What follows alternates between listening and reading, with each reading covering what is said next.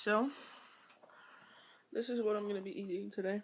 It's just, well, the fries turned out. I don't know why they turned out so greasy. They're good. Those are red potato fries and chicken. And how I made the chicken.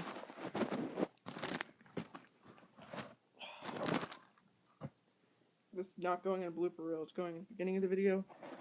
Anyway. How I made this beautiful chicken is I rolled it in instant pancake mix instead of flour. I dipped it in egg. It had a little bit of water in it so the egg would go further. And I mixed breadcrumbs, potato flakes, and Bisquick with some seasoning, which I just say seasoning because seasoning can be anything that you want to put in it. If you decide to copy this recipe, I always wing it, but I put in Mrs. Dash garlic and herb, garlic powder, salt, pepper, chili powder, and it comes out looking a little something like that.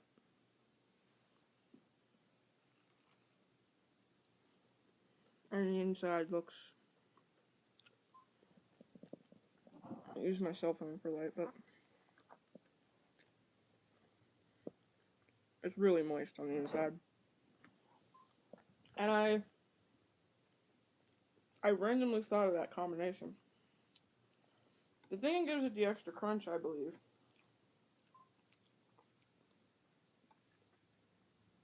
is the potato flakes.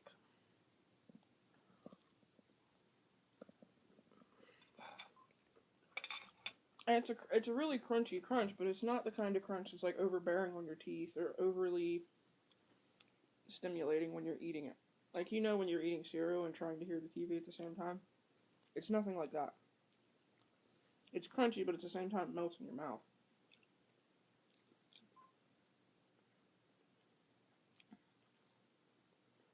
This is not just me talking about my own cooking, by the way.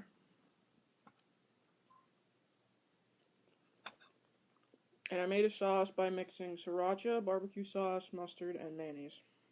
It tastes pretty good. Now,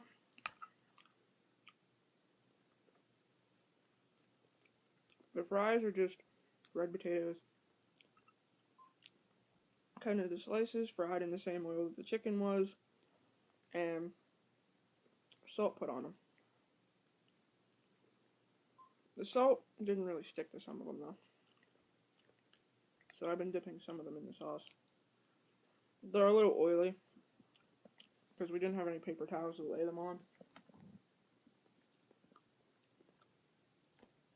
But yeah, I felt like doing a mukbang because I had not done one in a while, where I genuinely just sit here and eat. And I know you can't see my food, and I know that bugs some of you, and I'm sorry.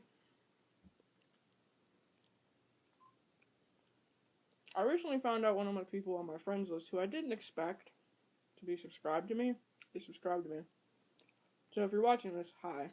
I don't know why I didn't expect him to be subscribed. I guess I figured that maybe if he watched YouTube, he watched something other than some girl bitching about life.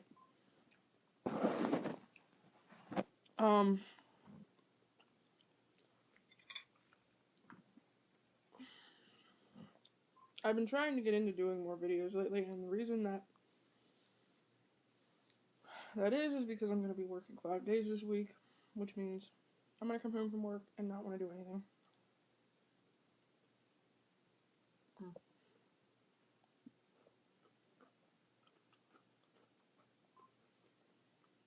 It was so good.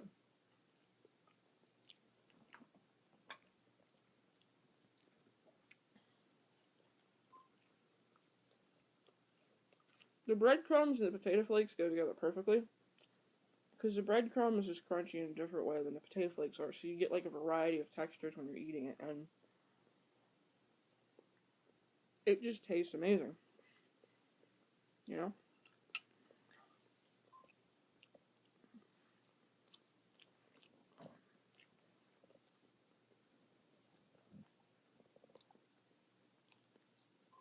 This is the picture that I attempted to take of it. I'm going to post that on Facebook, actually. Maybe a different one.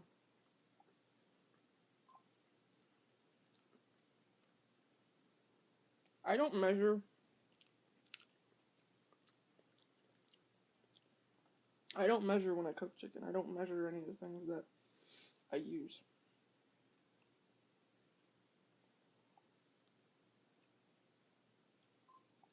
I don't use a certain set of, I wing it every time I make it, but I use generally the same ingredients.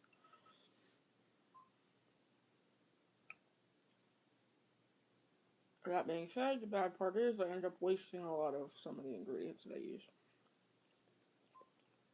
Because I mix up way more seasoning and shit than I need to. Today, I full on intended only making enough for myself, and that's what I did, but I mixed up more than I needed to.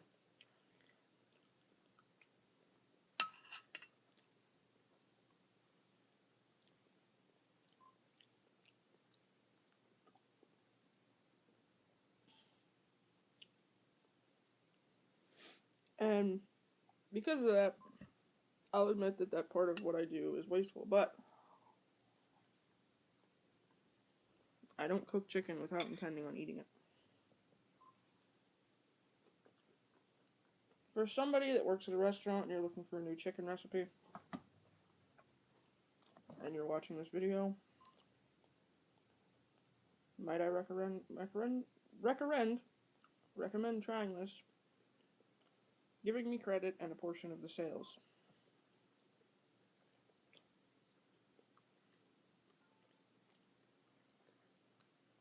Because it tastes so good and it was Sal.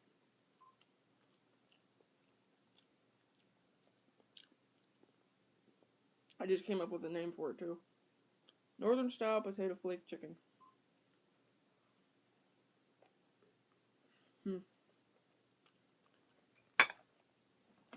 I know some people that follow me may be vegans or vegetarians. I have nothing against that. Just don't push it at me, okay? I've never known a vegan in person because everywhere I go, everyone I know eats meat. There was something close to that in my high school. One of the teachers could not eat red meat, and the only thing she could eat was fish.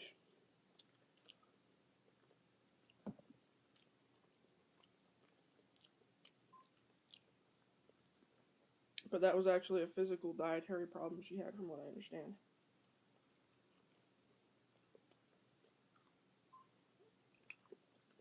My theory is, you can't blame food for your weight loss, your weight gain, because some people have a cupcake, they have one, they walk away. Some people have a cupcake, they have 9, and they can't get away from the table. I am somewhere in between, because I don't think I could eat 9 cupcakes, but I would definitely have 3. Depending on how many cupcakes there were. Like, if I thought no one else was going to get a cupcake, I wouldn't eat more than 1. I might not even eat 1. But the one I wanted, like, if they were all different cupcakes, I would sit there and go, okay, I gotta pick one, I gotta make it count. If I pick the wrong one, it's gonna be gross, I'm gonna regret it, I always say I don't have any regrets. But there's that moment right after you eat something that you wish you would have picked a better version of. Like, you know what I mean? Like, where you're like, oh man, I could have got the better one. It's not really, it's a mix of disappointment and regret, so it's not entirely a regret. And it's only in that moment, and you will still think about that and be like, oh, well, that was a pretty good cupcake, or that was a pretty good steak, or whatever.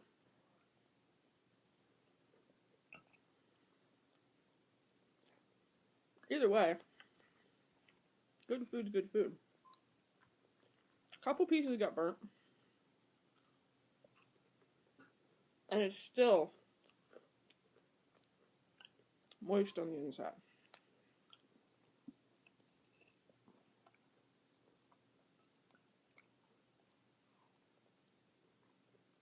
I mean, look at that.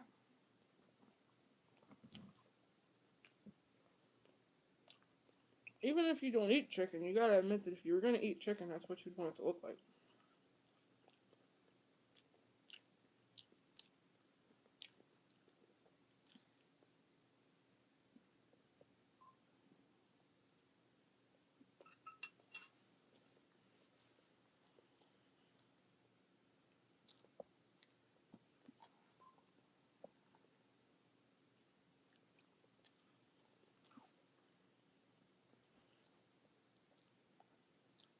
It would drive some of you nuts when I mess with my phone. But it drives me nuts when my phone has notifications and I don't check them.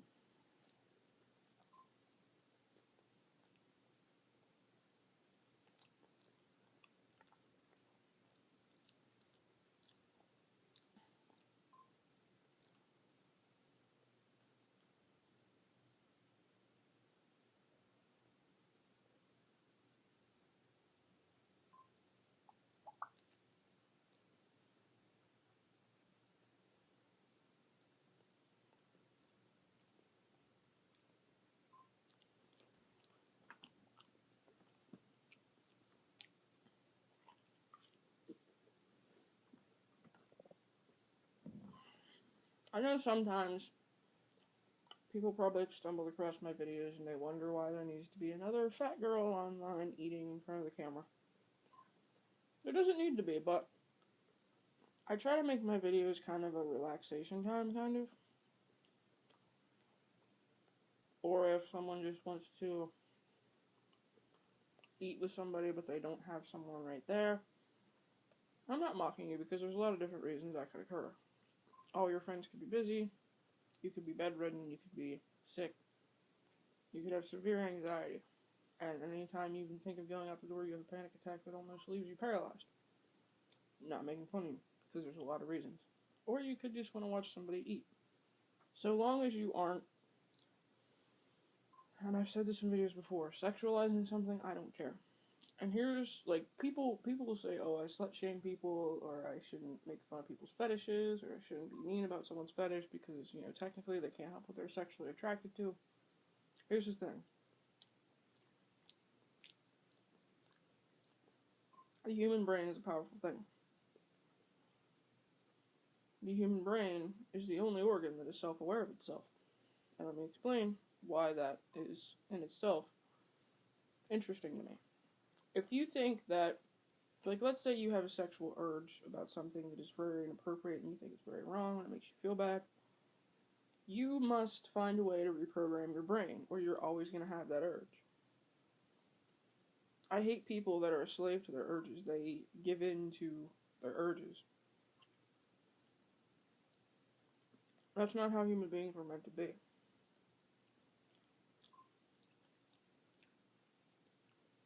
If we were, there'd be a lot more murders, a lot more rapes, a lot more... There's already a lot of it. Don't get me wrong, and that's fucked up, but there'd be more of it.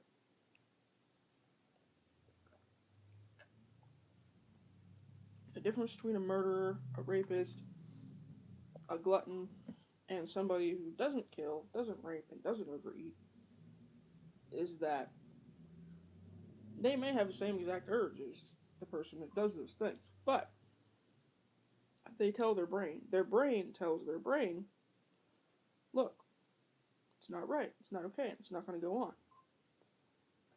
And eventually, after telling your brain that enough, depending on what it is, it will stop. It will see no point in fighting back. It will see no point in being, bringing this up again.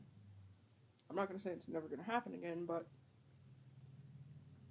it will not be a daily thing anymore. It will be a once every 2 years thing instead of a daily thing. And that's why I don't believe that any habit is a permanent thing or a disease. I don't think it's a disease. I do think that, and I don't know what I'm getting at here. I forget what I even started talking about. But that's why I don't think, I just remember what I started talking about. That's why I don't think that people that say, oh, well, I can't help my, sexual whatever.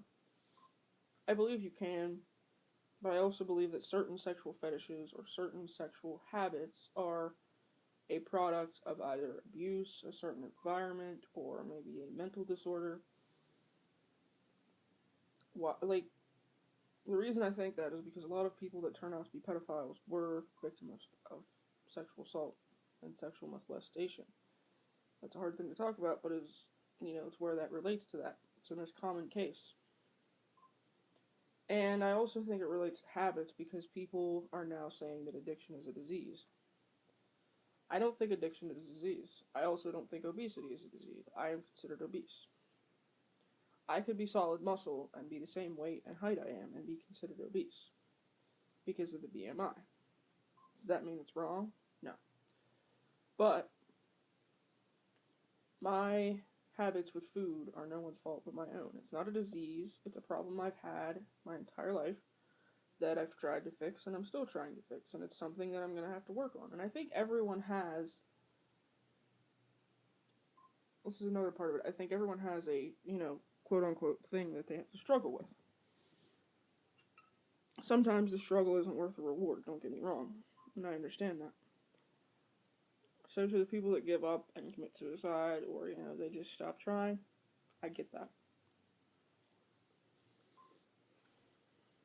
But other times I see someone's addiction or someone's, whatever, from the outside and I look at it and it looks very compatible. It looks like something that would be very easy to fix. I take into consideration the kind of person they are as well, and it seems like it's usually the kind of person that seems like they have a lot more going on in their life than me. They have friends, they have people, they have a job,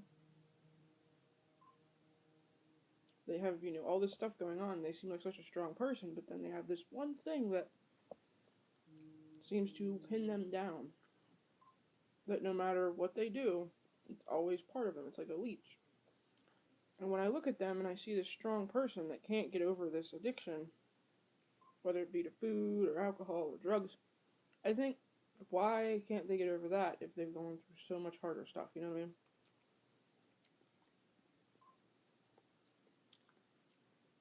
And I get that in some cases the harder stuff is what causes the addiction because they're trying to repress it. And in those cases I wonder why don't they just somehow find a way to cope with it? Like, go to therapy or talk about it. And I don't even mean talking to someone else. I mean sitting in your room talking to yourself and talking to yourself through these situations. If people think it's crazy to talk to yourself. You know how many times I've been in a difficult situation and I've literally talked myself through it?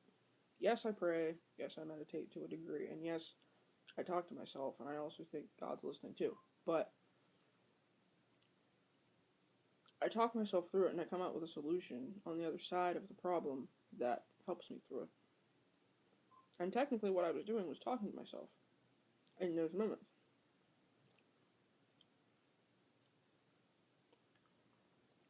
And I can genuinely say it's helped me.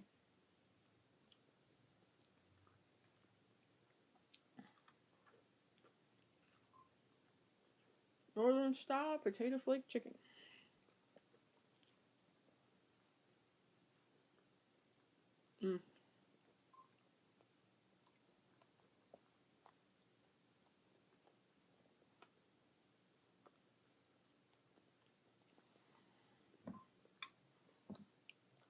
I try to, avoid eating in people's lives though. So like I'll look at something like that from the outside and I won't say anything to the person because I at the same time don't know exactly what they're going through.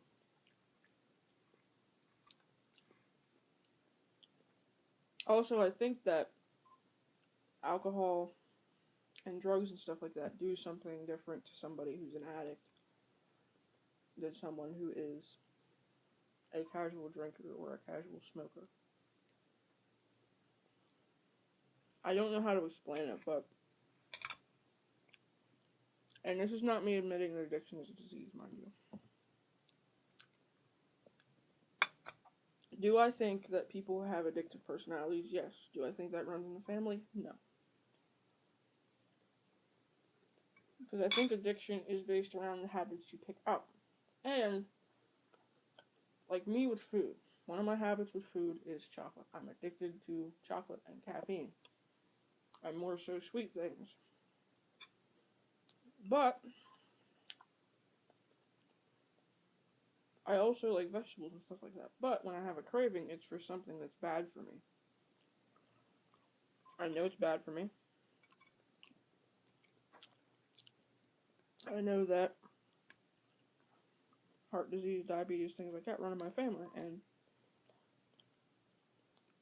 I don't think that that excuses my habits, I hate when people say, oh, well, what I have is a disease. And I think what happens when you take something that didn't used to be considered a disease and you make it a disease, what you're doing is giving people probable cause to go, well, I have a disease, I can't help it.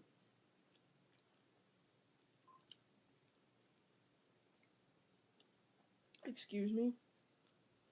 What pisses me off about that is there are people out there who are born with terminal illnesses that they have and they die at 3 years old because they can't help it. There are people out there who suffer on a daily basis with bone conditions, brain conditions, nerve conditions,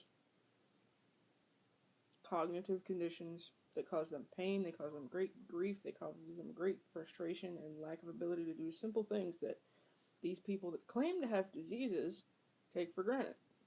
If you have obesity and you call it a disease, you're not part of the same obesity club and obese society as I am. I also don't agree with when someone obese is at the gym and you see some skinny person Snapchatting and making fun of them. Do not make fun of somebody who's trying to better themselves because you don't know. And this is any instance of someone bettering themselves that they get mocked for it. You don't know what they went through to get out of bed in the morning, to get the courage up, what they had to do to go to that gym and run in front of people or lift weights in front of people. Or I'm going by this specific example because there's been times where I was in a gym by myself and I was comfortable and then people started herding in and I wanted to hide my head and not be there anymore. And I don't know why that is. I shouldn't, you know what I mean? Like, a person shouldn't be intimidated by other people who are there to do the same thing they are. And I know, in all rights, those people probably had no intention of watching me. They weren't paying attention to anything I said, anything I did.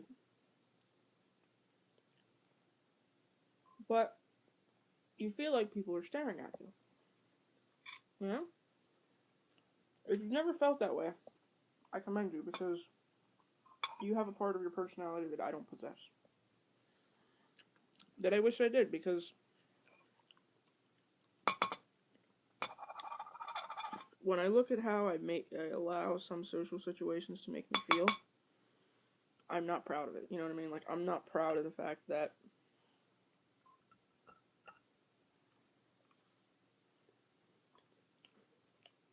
I let my...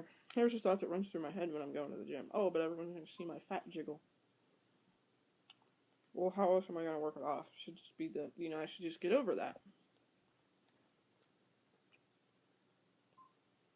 I picture a group of adults laughing about me behind my back, and I don't like it.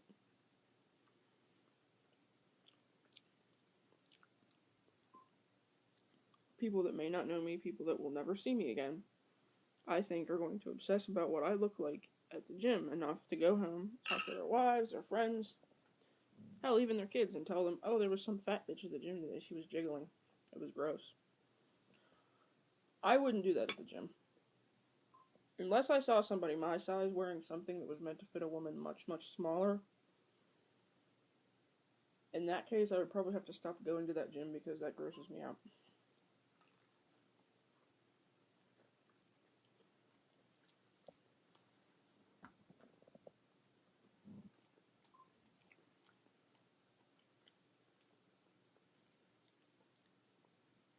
I also keep seeing commercials for diet aids, workout equipment, where the person's before is like 5 pounds bigger than the after. And they're like, oh, I lost 25 pounds in 4 inches. I'm like,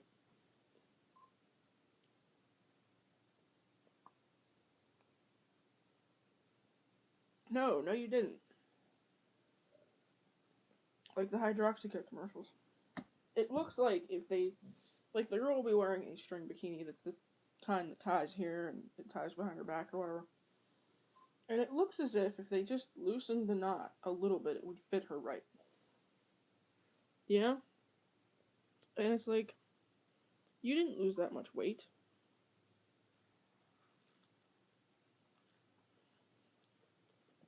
And even if you did, you didn't need to. too many people that are perfectly healthy are focused on being the same size as some minor or major celebrity that they don't know.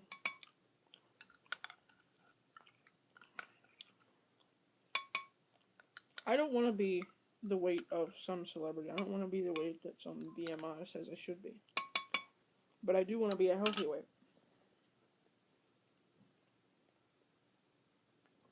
A BMI says I should be 160.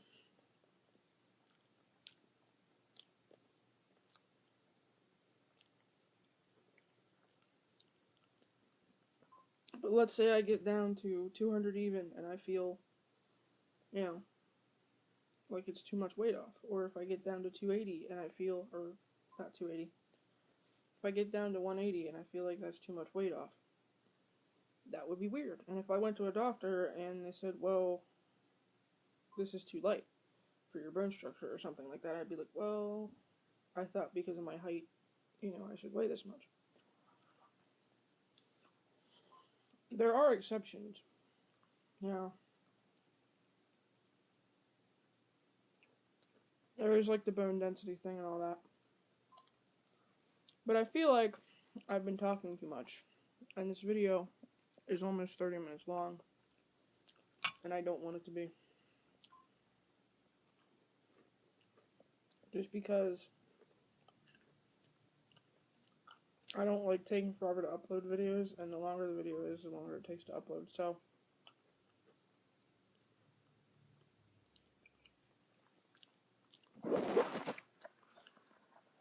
I hope you guys have a good day. I hope you've been having a great day up until this point. I hope that no one interrupted you while you were watching this sacred video. This is just an unofficial white bitch out, and I will see you in the future.